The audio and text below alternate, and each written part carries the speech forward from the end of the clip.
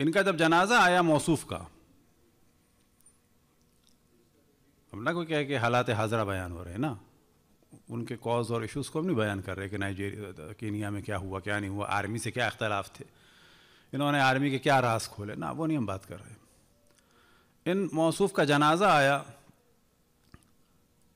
تو کسی نے جنازے کا مذاق بنایا، اس مذاق کو ٹویٹر پہ آگے بڑھایا مریم نواز نے، جس پہ شہباز گل صاحب نے کہا کہ یہ ہمارے پاکستان کی ہندا ہے۔ پھر شہباز گل کے اوپر جو ہے وہ متعصب ملاؤں نے حملہ کیا کہ اس نے صحابیہ کی توہین کی ہے۔ اب کون صحابیہ؟ کون صحابیہ؟ ہندا۔ اب آئیے، بزرگان اہل سنت کی توہین حرام ہے، اب وہ کہہ رہے ہیں ہندا بھی ہماری بزرگہ ہے، بھگتی اب آپ۔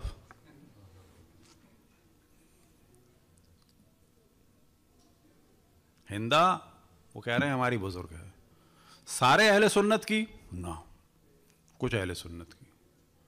تو یہاں پر جو اہل سنت کی ڈیفینیشن ہے کلیئر نہیں ہے، کل اہل سنت یا بعض اہل سنت، فتنہ کرنے والے اہل سنت یا صلح کرنے والے اہل سنت۔ اب یہاں پہ خیر سوال کیا جائے گا کہ یہ توہین مریم نواز کی ہوئی ہے نسبت دینے سے یا ہندا کی ہوئی ہے؟ تو ہمارے حساب سے تو یہ توہین مریم نواز کی ہے۔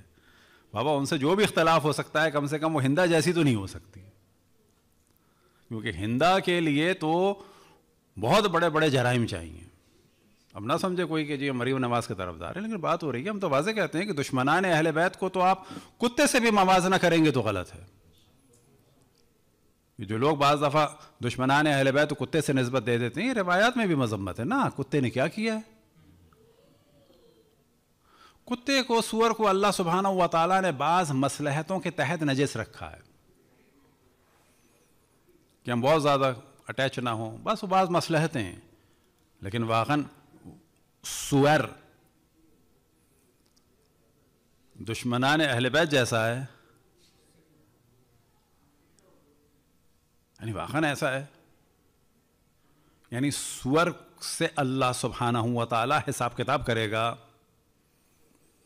اس کو جہنم میں ڈالے گا، بدترین عذاب میں مبتلا فرمائے گا اللہ سبحانہ و تعالیٰ کسی سور کو یا سور کے بچے کو۔ نہ بابا نہ، سور ہے، اللہ نے بنایا اسے، حرام ہے، مصلحت ہے، نجس ہے، مصلحت ہے۔ اس کے بارے میں تفصیل ہمارا ڈسکشن ہے، بعض چیزیں جو حرام ہیں ان میں نقصان ہے، بعض چیزیں جو حرام ہے ایسا نقصان نہیں ہے اس میں۔ نقصان کون سا نہیں ہے؟ انسان کے لیے کھانے کے اعتبار سے ممکن نقصان نہ ہو، لیکن اس کا وجود ضروری ہے انوائرمنٹ کے لیے۔ یعنی اللہ سبحانہ و تعالیٰ یہ نہیں چاہتا کہ یہ نسل کھا کھا کے ختم ہو جائے، یہ جنگلوں میں رہے باقی۔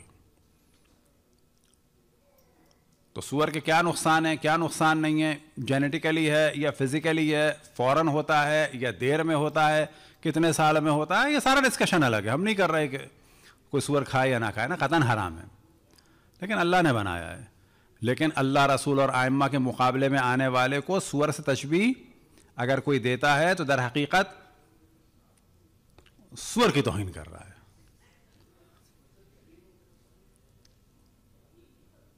یہی وجہ ہے کہ ہمارے عام طور پہ کافر کو برا سمجھا جاتا ہے، لیکن قرآن یا بالفاظ دیگر اسلام کے حساب سے کافر برا ہے کہ منافق؟ سب منافق برا ہے۔ یعنی 10,000 کی فوج یہاں ہے، 10,000 کی فوج کفار کی ہے، کلیئر ہے 10,000 کی فوج کفار کی ہے، لیکن 10,000 کی فوج کفار کی ہے، 10,000 کی فوج ہماری ہے، اس میں 5,000 منافق ہیں، یہ 5,000 خطرناک ہیں، یہ منافق ہے۔ اب اس کے بعد ایک ایشو بنایا کہ مسلمانوں کی نانی ہے ہندا۔ دیکھیں یہ سارا ڈرامہ کہاں سے شروع ہوا؟ پہلے معاویہ کو ماموں بنایا، خال المؤمنین، اب معاویہ کی ماں کو بنا دیا نانی۔ کیوں بنا دیا؟ کیونکہ معاویہ کی بہن جناب ام حبیبہ رسول اللہ صلی اللہ علیہ وسلم کی زوجہ تھی۔ اب کیونکہ وہ ماں ہے تو بھائی کون ہو گیا؟ ماموں۔ اب یہاں پر یاد رکھیں کہ ام المؤمنین کے معنی خود متکلمین اور مفسرین اہل سنت کے حساب سے صرف اتنے ہیں کہ ان سے شادی نہیں ہو سکتی بس. یہ جو ہمارے بعض مولوی ملا کہ خدا ان کو عقل و شعور عطا فرمائے کہ جو یہ سمجھ رہے ہیں کہ ام المؤمنین کے معنی یہ ہیں کہ وہ ماں ہیں اور ماں والا مقام ہے, اور بعض نے یہاں تک کہہ دیا کہ ماں پر اطاعت واجب نہیں ہوتی, حتیٰ مولا امیر المومنین کی اطاعت بھی واجب نہیں ہے ان پر. کس نے کہا نبی اور امام کی ماں پر ان کی اطاعت واجب نہیں ہے؟ قطعاً اطاعت واجب ہے, پہلی بات. اچھا جی مومنین کی ماں ہے, اصلا مومنین کی ماں ہے تو کیا ہوا؟ اب بس تو ماں کے معنی یاد رکھیں, صرف یہ ہے کہ نکاح نہیں ہو سکتا. اب جناب ام حبیبہ کی وجہ سے معاویہ کو بنا دیا خال المومنین. سوال یہ پیدا ہوگا بابا 11 بیویاں تھیں, ان سب کے بھائی کہاں گئے؟ اتنے سارے ماموں, اتنے ماموں کی فوج میں سے ان کو ایک ہی ماموں نظر آیا. مفسرین اہل سنت نے واضح لکھا ہے کہ ازواج ام المومنین فقط نکاح کی حد تک, ٹھیک, نہ ان کی بیٹیاں مومنین کی بہنیں ہیں, نہ ان کی کے بھائی مومنین کے ماموں ہیں, اور نہ ہی کوئی اور چیز ثابت ہوتی ہے. صرف ثابت ہوتا ہے کہ ان سے نکاح حرام ہے. لیکن خیر زبردستی انہوں نے معاویہ کے لیے فضیلت نکالی خال المومنین. اب فضیلت نکالی ہے ہندا کے لیے کیا کہ مومنین کی نانی. اب یہاں پہ ڈسکس ہے کہ اول تو یہ سب کچھ ثابت ہی نہیں ہے. وہ ثابت کیوں نہیں ہے؟ اول تو یہی ثابت نہیں ہے ماموں اور نانی والے موضوعات. لیکن اگر ثابت ہو جائیں تو ہندا ویسے بھی نانی نہیں ہو سکتی. وہ کیوں نہیں ہو سکتی یہ جاننا چاہیے. اور بعض لوگوں کے بھی ذہن میں سوال آتا ہوگا جب کہا جائے کہ رسول اللہ صلی اللہ علیہ وسلم کی زوجہ تھیں ام حبیبہ, اور ام حبیبہ بیٹی تھیں ابو سفیان کی اور بہن تھی معاویہ کی. ٹھک سے ذہن میں آتا ہے بس بیٹی تھی کس کی؟ ہندا کی. نو, ہندا کی بیٹی نہیں تھی. یہ اہم چیز ہے, ہندا کی وہ بیٹی نہیں تھی. البتہ یہ ذہن میں رہے کہ حضرت ام حبیبہ کی شادی ہو چکی تھی. کس سے ہو چکی تھی؟ عبید اللہ ابن جہش سے. اور یہ رسول اللہ صلی اللہ علیہ وسلم کے اصحاب میں سے تھے اور قریبی اصحاب میں سے تھے, اور ان لوگوں کو رسول اللہ صلی اللہ علیہ وسلم نے بھیجا تھا حبشہ. حبشہ جا کے اسلام تو خاک پھیلاتے, وہ خود عیسائی ہو گئے تھے. عبید اللہ ابن جہش, پورا ہمارا اس کے بارے میں ایک لیکچر ہے, وہ خود عیسائی ہو گئے تھے. جب عیسائی ہو گئے تو بیوی الگ ہو گئی. پھر جب یہ واپس آئیں تو رسول اللہ صلی اللہ علیہ وسلم نے ان سے شادی کی. تو شادی ایسے ہوئی. بیٹی ہیں یہ معاویہ کی, یعنی باپ معاویہ ہے, لیکن ان کی ماں ہندا نہیں ہے. ان کی ماں تھیں صفیہ بنت ابی عاص, کہ جو اہل سنت کے تیسرے سیاسی خلیفہ جناب عثمان کی سگی پھوپھی تھیں. یعنی جناب عثمان کی سگی پھوپھی زاد بہن ہیں حضرت کون؟ ام حبیبہ. لیکن جناب عثمان کا سگا پھوپھی زاد بھائی نہیں ہے معاویہ, الگ الگ ماؤں سے ہیں. کیونکہ البتہ بتاتے چلیں کہ حضرت ام حبیبہ کیونکہ سگے ماموں زاد بھائی تھے تیسرے خلیفہ, جب جناب محمد ابن ابو بکر کو قتل کیا گیا مصر میں معاویہ کے حکم سے, اور وہاں کا گورنر بھی ایک آدمی تھا جس کا نام تھا معاویہ ابن خدیج, اور ان کاموں میں ساتھ تھا عمرو عاص, اور یہ دونوں کے دونوں اصحاب تھے. اور حضرت عائشہ ان دونوں پر لعنت بھیجتی تھی, دونوں کے لیے بد دعا کرتی تھیں, اور ساتھ میں معاویہ پر بھی, ٹھیک.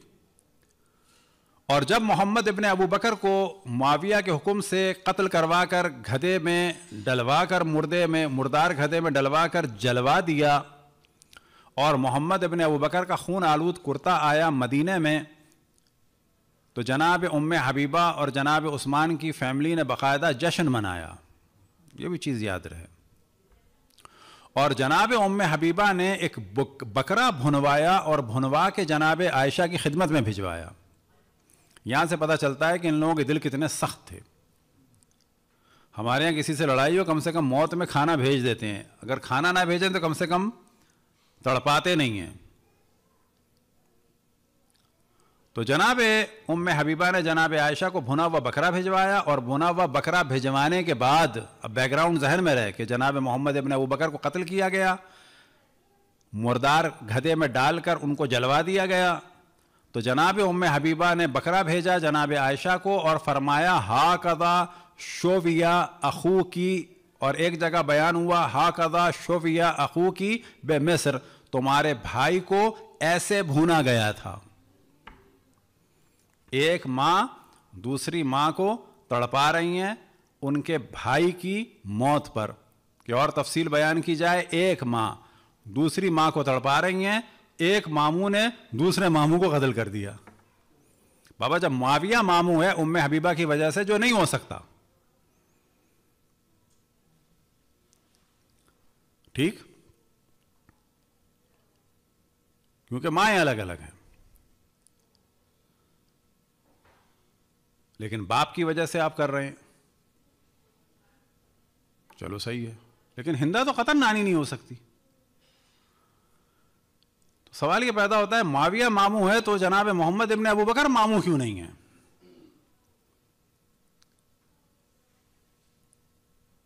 تو یہاں سے پتہ چلتا ہے کہ چھوٹی چھوٹی چیزیں، لیکن اس سے پاکستان کے ماحول کو خطرناک بنایا جا رہا ہے. نتیجہ کیا ہوا؟ شہباز گل صاحب نے باقاعدہ معافی مانگی ہے. کیوں شور مچایا ہے کہ جی ہندا صحابیات میں سے ہیں. اب یہاں پہ سوال یہ پیدا ہوتا ہے کہ ہندا نے اسلام قبول کرنے کے بعد، اول جو اسلام قبول کیا ہے اس شرط پہ کیا ہے کہ تم لوگ زنا نہیں کرو گے، بیعت اس شرط پہ ہوئی ہے. یا وہ تعجب ہوگا، جو بیعت ہوئی ہے وہ اس شرط پہ ہوئی ہے کہ تم لوگ زنا نہیں کرو گے، اور جو زنا سے بچے ہیں انہیں تم لوگوں نے قتل کیا، یہ جرم ہے.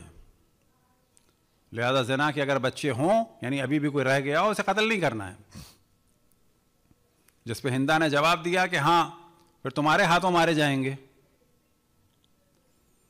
اب ہندا کے بھائی اشرف الانبیاء کے مقابلے میں، ہندا کا باپ اشرف الانبیاء کے مقابلے میں، ہندا کا شوہر اشرف الانبیاء کے مقابلے میں، ہندا کا بیٹا معاویہ، اور خود ہندا کیا اشرف الانبیاء کو تڑپانے والی، جناب حمزہ کا کلیجہ چبانے والی.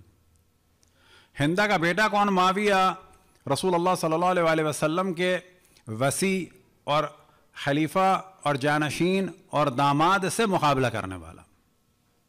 اور اگر کھول کے بیان کیا جائے تو اہل سنت کے چوتھے خلیفہ کو خلیفہ نہ ماننے والا، اہل سنت کے چوتھے خلیفہ سے جنگ کرنے والا، پھر رسول اللہ صلی اللہ علیہ وسلم کے نواسے سے جنگ کرنے والا، پھر سازشوں کے تحت ایسا ماحول بنانے والا کہ وہ سیز فائر ہوا. یعنی امام حسن کی جو صلح ہے وہ در حقیقت سیز فائر ہے.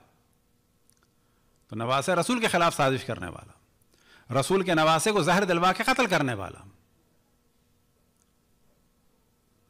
پھر اسی ہندا کا پوتا رسول کے نواسے کو قتل کرنے والا، امام حسین کو.